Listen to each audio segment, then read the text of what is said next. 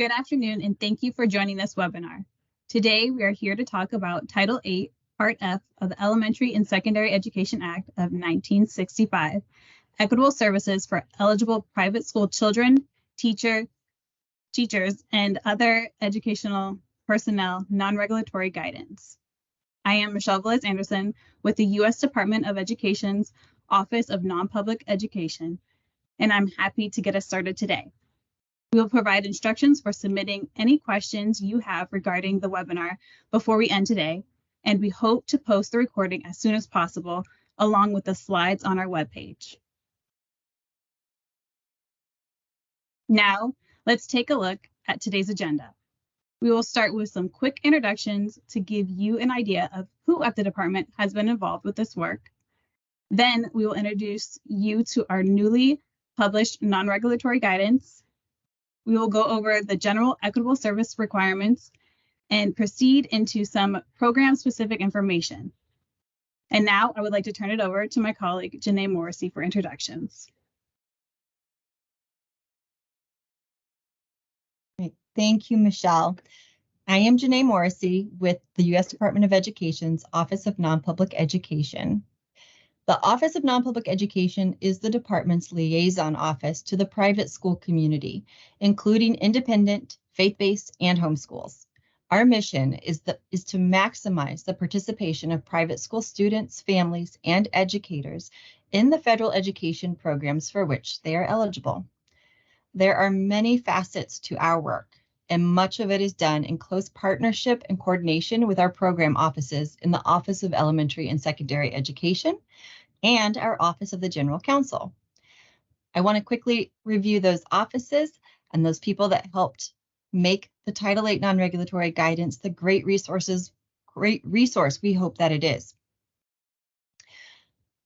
Within the Office of Elementary and Secondary Education, or OESE, we have the Migrant Education Program, or Title I, Part C. We also have the School Support and Accountability Office, or SSA, which oversees the implementation of Title II, Part A and Title III, Part A. And also within SSA is the Nita M. Lowey 21st Century Community Learning Centers Program, or Title IV, Part B. There's also the Office of Safe and Supportive Schools, which administers the Student Support and Academic Enrichment, or Title IV, Part A program, and Project SERVE. The Disaster Recovery Unit also administers Project SERVE grants, but those specific to natural disasters. And we will hear from Maria Rowan of that team a little later. We are also very fortunate to have the support of our Office of the General Counsel, or OGC, who have been tremendous assistance in the development of this guidance. All of the offices I've mentioned do a tremendous amount of work on programs not subject to the Title VIII Equitable Services provisions, so we want to thank them for all the time and attention they've given to this work. It was not possible without you. At the end of the webinar, we will also provide you with the appropriate contact information for each of these covered programs. Now, to start digging into our topic today, I want to provide just a little bit of background in case this work is new to anyone.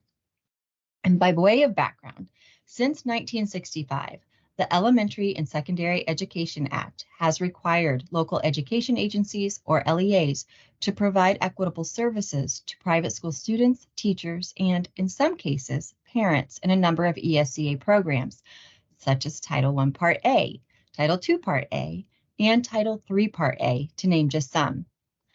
This was based on the child benefit principle, meaning that a child who met the eligibility requirements could receive services regardless of the school the child attended.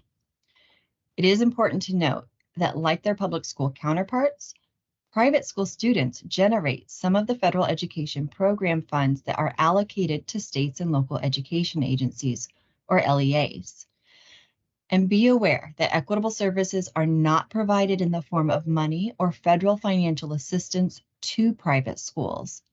Rather, equitable services are provided through, in general, the LEA in the form of direct services to eligible students, teachers, and in some cases, parents. The requirements for the provision of equitable services fall into two areas of the ESEA. The first is Title I, Part A, and the other is Title VIII Part F, which is what we're here to talk about today. There are some overlapping requirements in the Title I and Title VIII provisions. However, there are some major differences, particularly when it comes to determining the equitable share of funds and which students will receive those services. And it is one of the reasons we have developed separate guidance documents for these programs. Now, as many of you know, the department published a draft non-regulatory guidance document and invited public comments. That draft was published in March of 2022 for a 30-day public comment period. The department received comments from over 30 separate entities or individuals. Thank you to those of you who submitted those comments. Please know that we took every single comment under consideration and that your feedback helped make this document a better resource for all.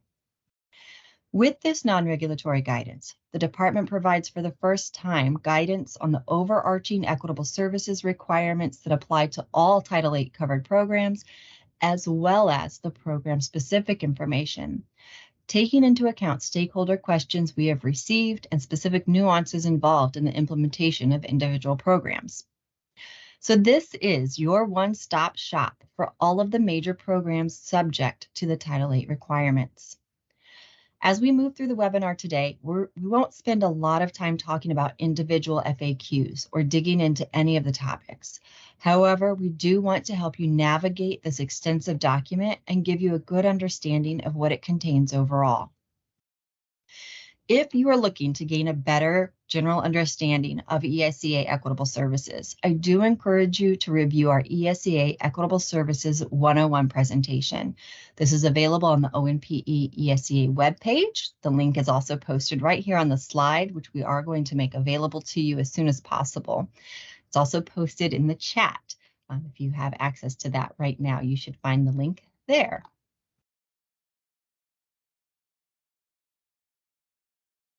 Now, the guidance is organized with general overarching requirements that apply to all the covered programs in sections A through F. Starting with section G, we provide FAQs on some of the nuances in providing equitable services under specific programs. Each covered program has its own section, as you see in the next slide. And those covered programs are Title I Part C, Education of Migratory Children in section G, Title II Part A in section H, Title III Part A, the English Language Acquisition, Language Enhancement, and Academic Achievement in section I, Title IV Part A, the SSAE grants in section J, and Title IV Part B, 21st Century Community Learning Centers program in section K, and finally Project Serve from Title IV Part F in section L. So now that we see how the guidance is laid out, let's start at the beginning. Section A covers the first and most important step in equitable services, consultation. Here you will find FAQs that cover the definition of consultation, the entities responsible for initiating consultation, identifying appropriate private school officials, timing of consultation, specific topics that must be discussed in consultation, what it means to reach agreement, required and recommended documentation, along with strategies to help improve the consultation process. Now, this graphic is not in the guidance. However, it represents several FAQs that I'd like to point out quickly, including A9, which you see there in the center of the slide. When and how often does an LEA consult with private school officials? A11, which is the blue boxes on either side. These are the topics that must be discussed during the consultation process. A13 is what documentation of consultation must an LEA maintain, which would be that written affirmation, as well as written explanation of the LEA's decision if there's disagreement about the use of a contract in providing services. I also want to point out A14, which goes over other documentation that may be helpful in demonstrating that meaningful consultation has occurred. I want to take just a quick moment to highlight one more specific FAQ regarding consultation. Section 8501C1 states, To ensure timely and meaningful consultation, a state educational agency, local educational agency, educational service agency, consortium of those agencies, or entities shall consult with appropriate private school officials. Such agency and private school officials shall both have the goal of reaching agreement on how to provide equitable services and effective programs for eligible private school children. And in FAQ A12, we talk a bit about the characteristics of consultation that would demonstrate that participating parties have the goal of reaching agreement, noting that it is predicated on the good faith efforts of all parties to reach agreement. Other characteristics include that consultation begins before any decisions are made, provides a genuine opportunity for all parties to express views and have their views given due consideration, and viable options for ensuring equitable participation of eligible private school children and educators are discussed.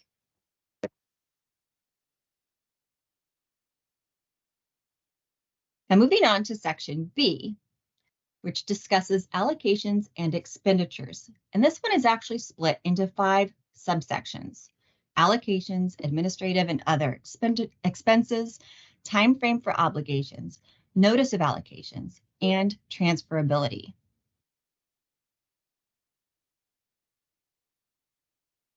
Likely one of the most common questions we receive for Title VIII covered programs is, how do we determine the equitable share?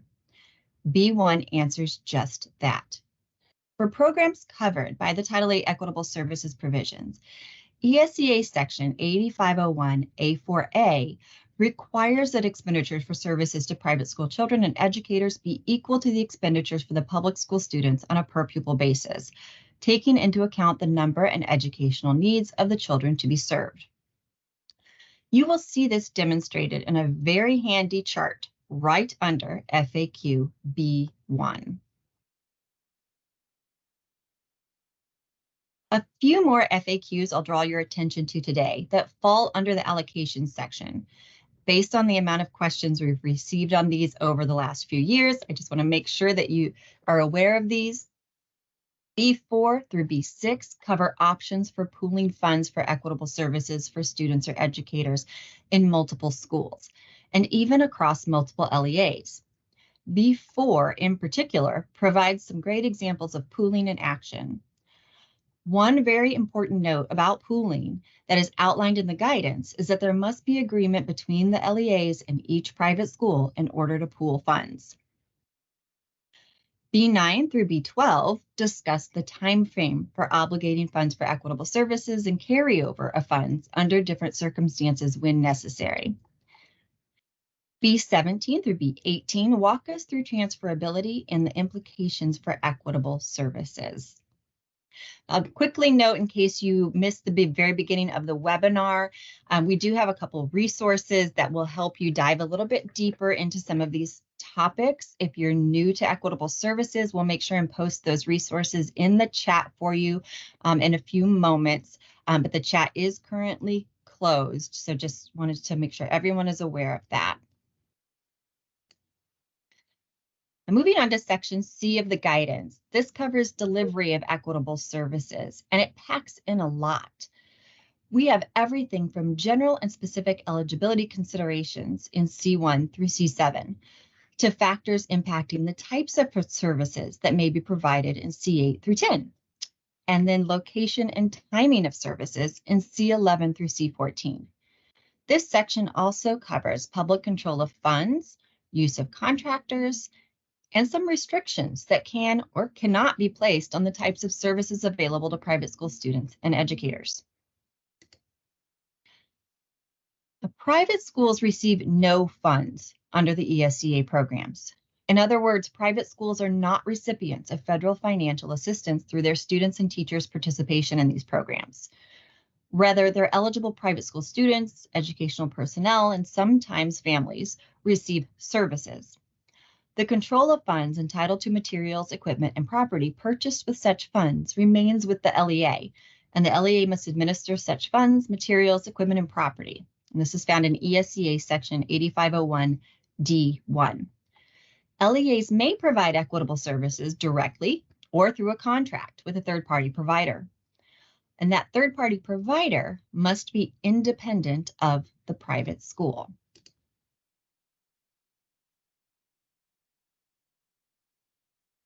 Now here, I just want to draw your attention to a few FAQs that cover some specific uses of funds for which we receive a lot of questions.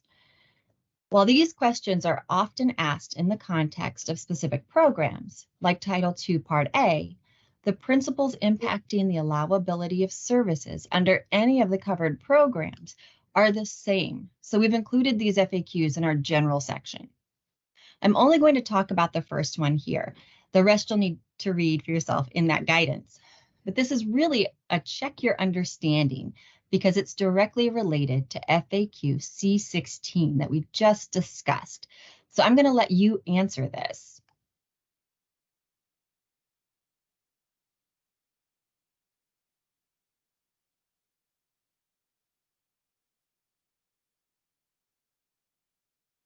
You should see this popping up on your screen right now.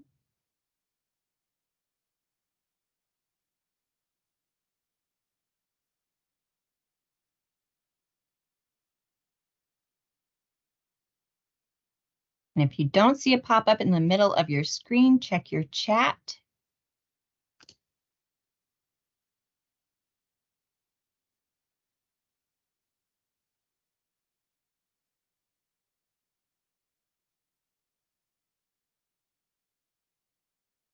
All right.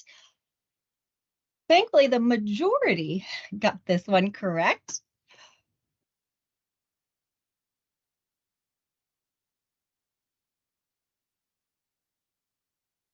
Right, so the correct answer is no. Private school officials have no authority to obligate or receive ESEA program funds. So take a look at C16 for that. Thus, in general, no ESEA program funds may be paid to a private school, even as reimbursement. Now, we'll take a really quick note about this, and that if you have had any role in the pandemic relief programs, such as the EANS program, the Emergency Assistance to Non-Public Schools program, that program had specific statutory authority under the Coronavirus Response and Relief Supplemental Appropriations Act, or CRSA, to provide reimbursements. And so there are very limited circumstances in which that is allowed. So under ESEA programs, reimbursements or payments to private schools is not allowed.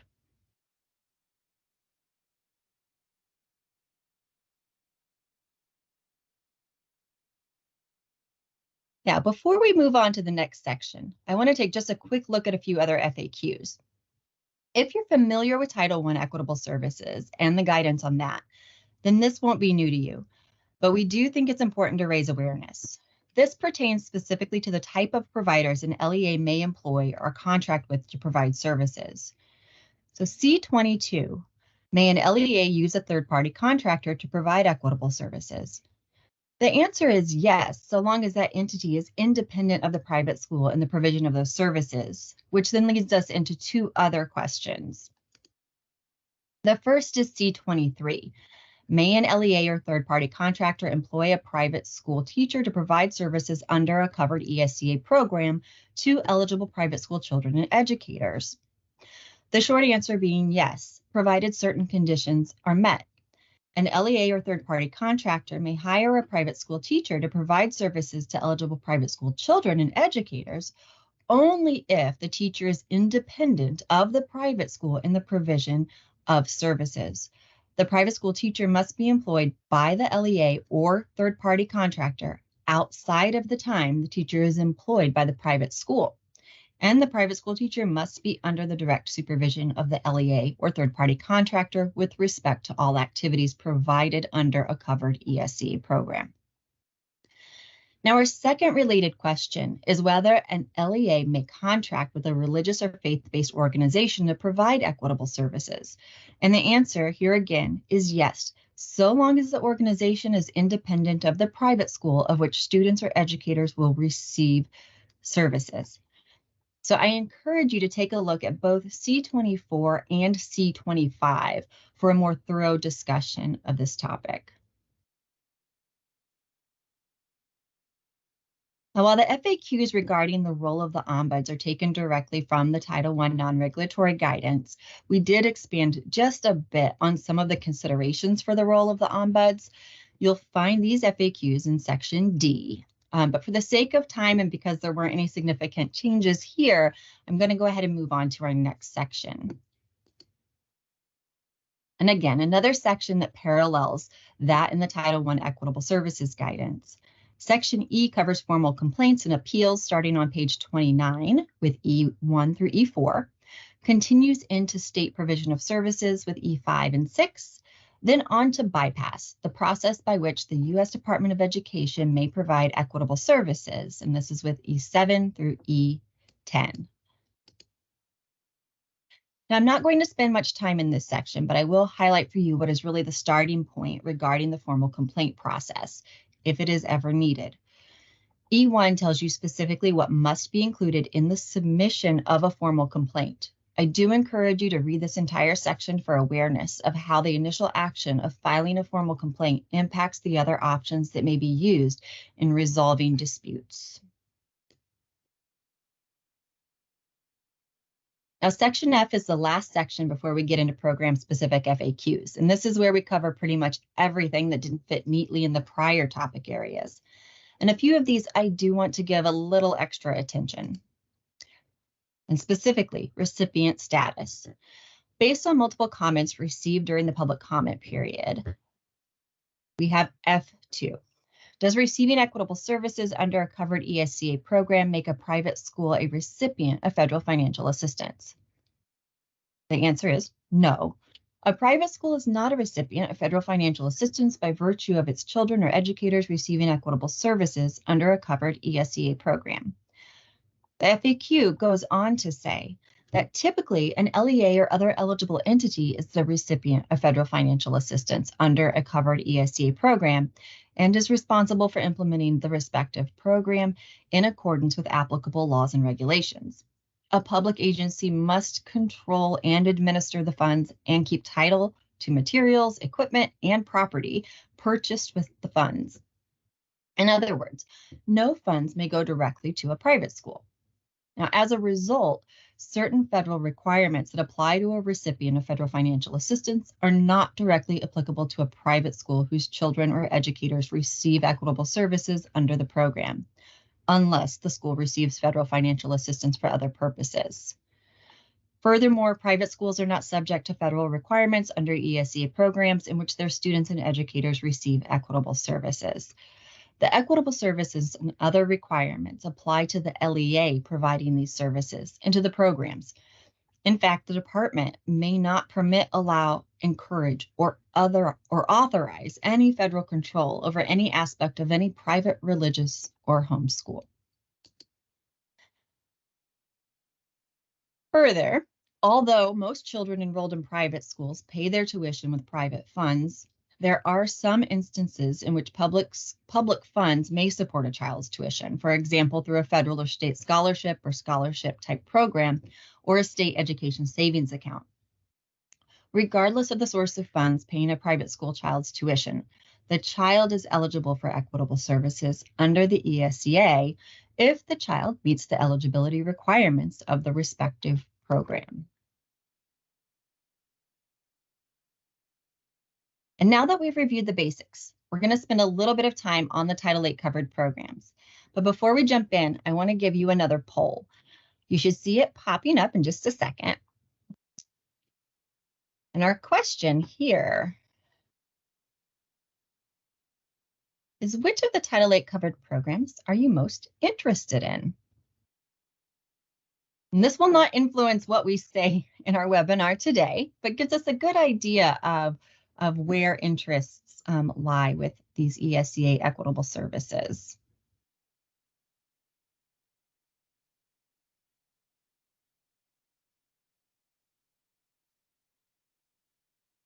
Yeah.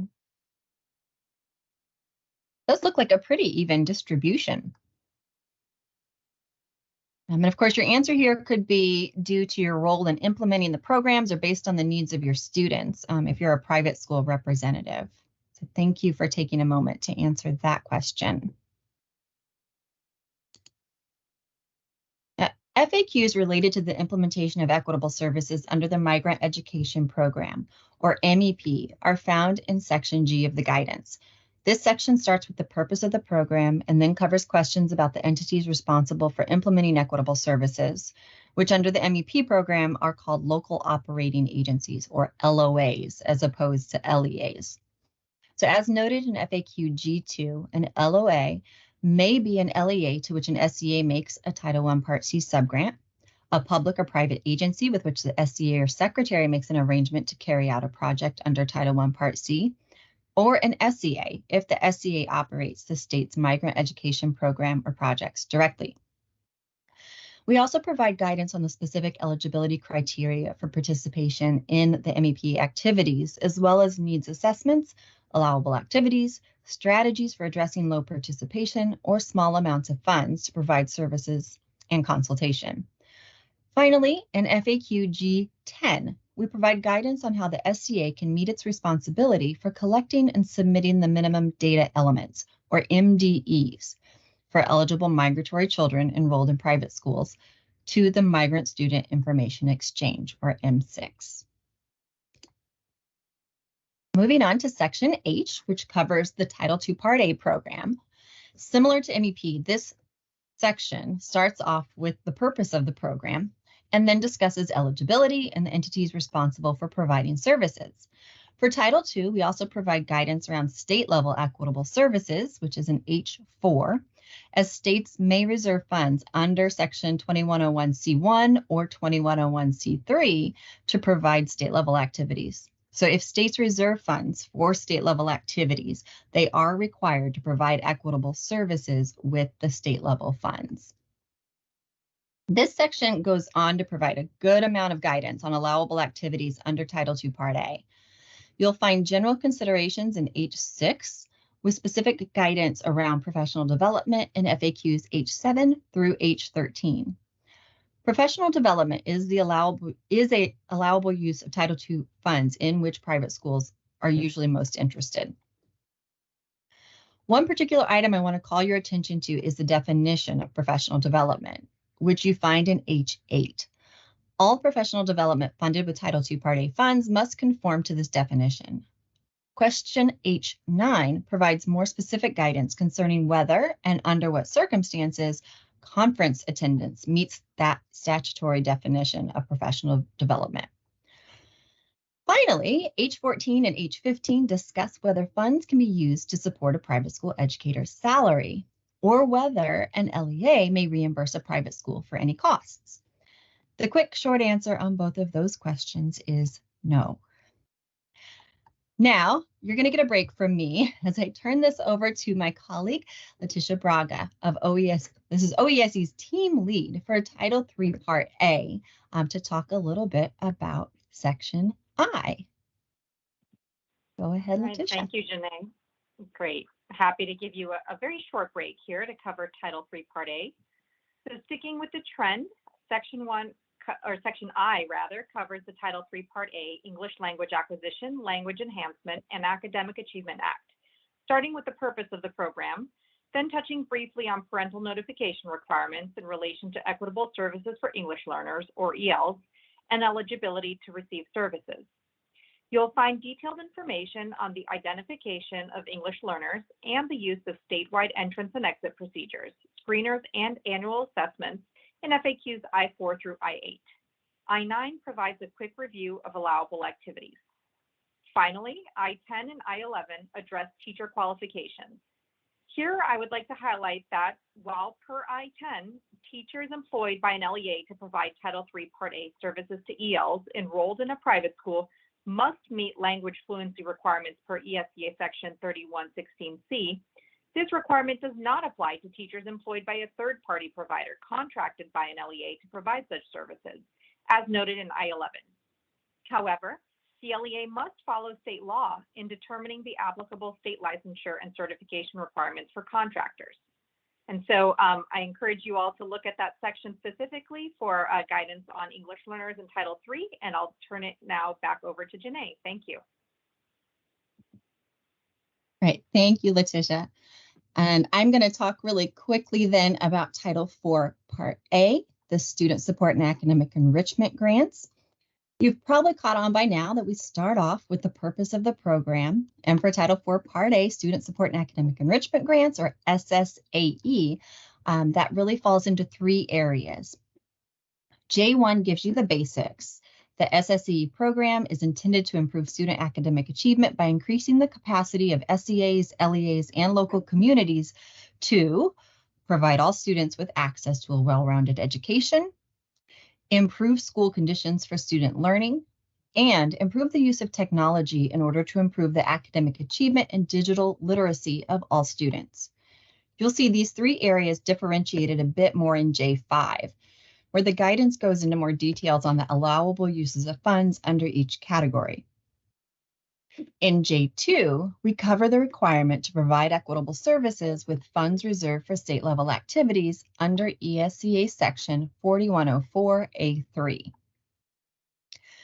J3 discusses the percentage distribution requirements for the SSAE program. If you're not familiar with the program, statute requires that an LEA receiving a subgrant of $30,000 or greater use not less than 20% of funds for activities under each of sections 4107 and 4108, so that's 20% each. Those are the first 2 categories, well-rounded education and safe and healthy students. And then they must use a portion of funds for activities for the effective use of technology, meaning no minimum or maximum, but they must spend something in that category. Now, our guidance states that this requirement applies to an LEA's total allocation, including any amount spent for equitable services. It is not applied separately to the funds reserved for equitable services. Now, one additional note before I turn this over again is that the Bipartisan Safer Communities Act provided additional funding to be used for allowable activities under ESEA Section 4108, which is the section that addresses student health and safety. The department named this program the Stronger Connections Grant Program. SEAs award these funds to LEAs on a competitive basis, and eligibility is restricted to high-need LEAs as defined by the SEA.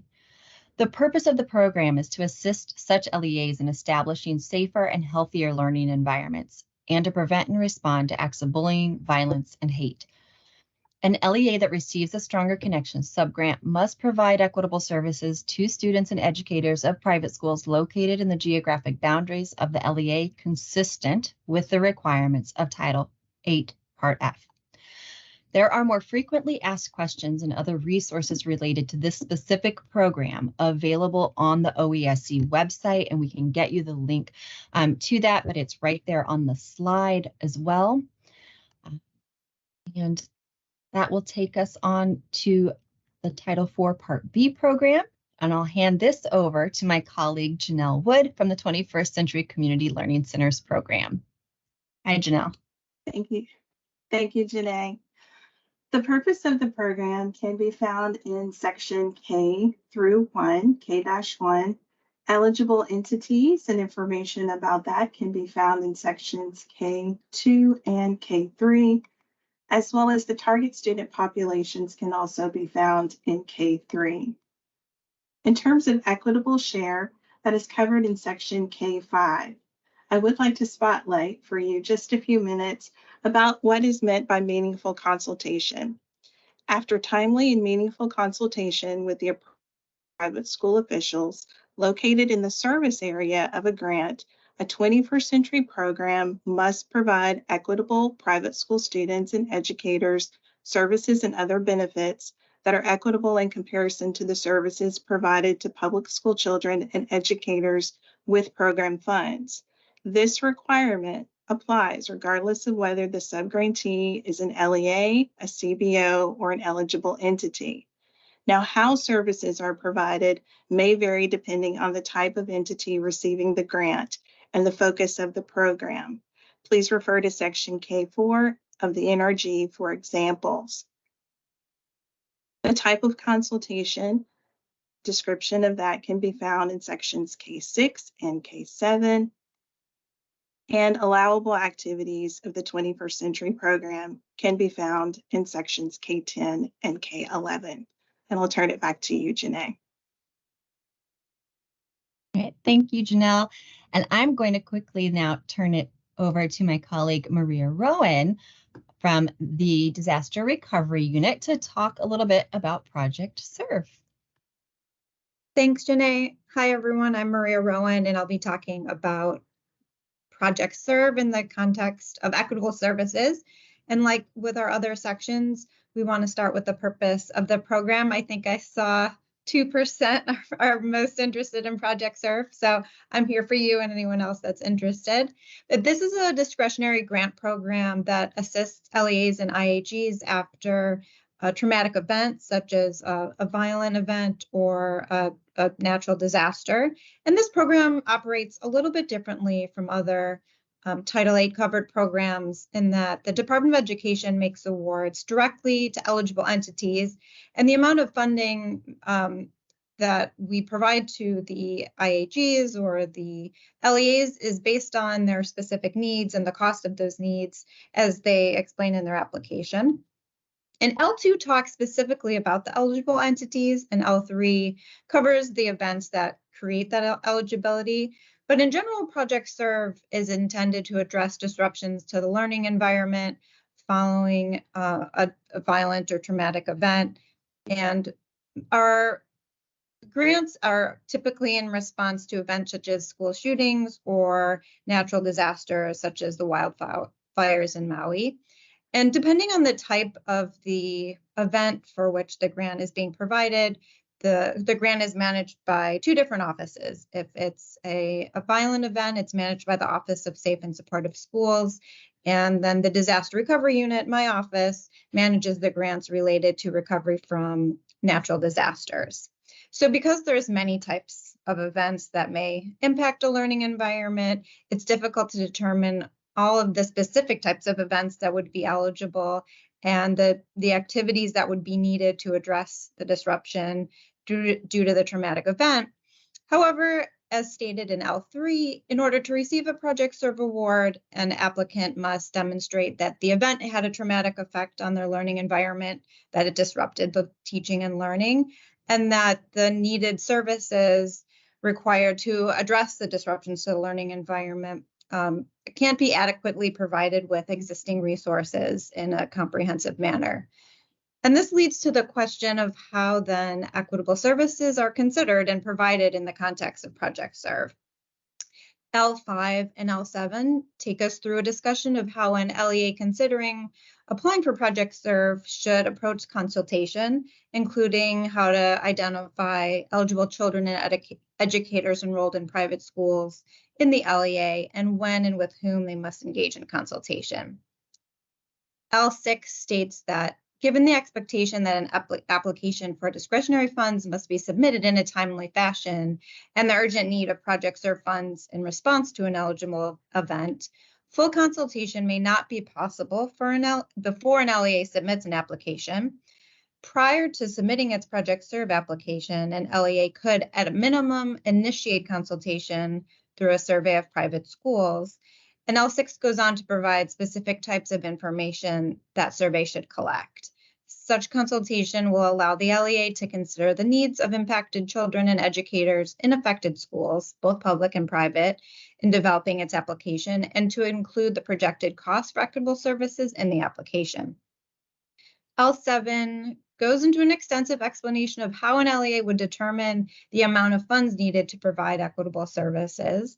And we don't want to spend a lot of time on this today, but if you are an LEA that is ever in a position to apply for Project Serve grant, know that our offices are able to assist you with every aspect of the application process. Project Serve gives us that flexibility, and that certainly pertains to the equitable services requirement as well. And with that, I'll turn things back over to Janae. Great. Thank you, Maria. I want to just give a big thank you to all the program officers and other colleagues that joined me today to help highlight the massive amount of information in this guidance. We will provide this recording along with the slides to everyone who registered, and we'll make them available via our webpage as soon as possible. We do regret that we weren't able to take questions during this webinar just due to the high volume of participants. That wasn't a good platform for taking questions. But if you do have questions regarding the content of this webinar, you're always welcome to reach out to ONPE directly, especially if you're unsure of where to take your questions or if it concerns several programs. But for state program officials, we ask that you please also contact the appropriate mailbox for the program. Those are listed here on this slide. We've also dropped them in the chat box. And then for LEAs and private school officials, you can also find your state ombudsman on OMPE's directory. And like I said, all of this information is there on the slide, but also in the chat. And if you're not sure with the information we've given you here, who the appropriate contact is, please do feel free to reach out to ONPE directly. We also welcome your feedback via email, especially as it relates to any particular technical assistance that may be needed by your agencies. And now, one final poll before you leave us today. We'd like to know how you plan to share the guidance, and you are able to select all that apply here. Some of those response options are that you are going to post it on your organization website or spotlight it in an organization newsletter. You also include a link to it. Post it in your intent to participate form if you're an LEA, just some ideas. Now, as I said, feel free to submit questions to us following the webinar. We will get a recording out along with the slides as soon as possible for any of your colleagues that weren't able to participate today. And we thank you for joining us. Please don't hesitate to reach out. Have a good afternoon, everyone.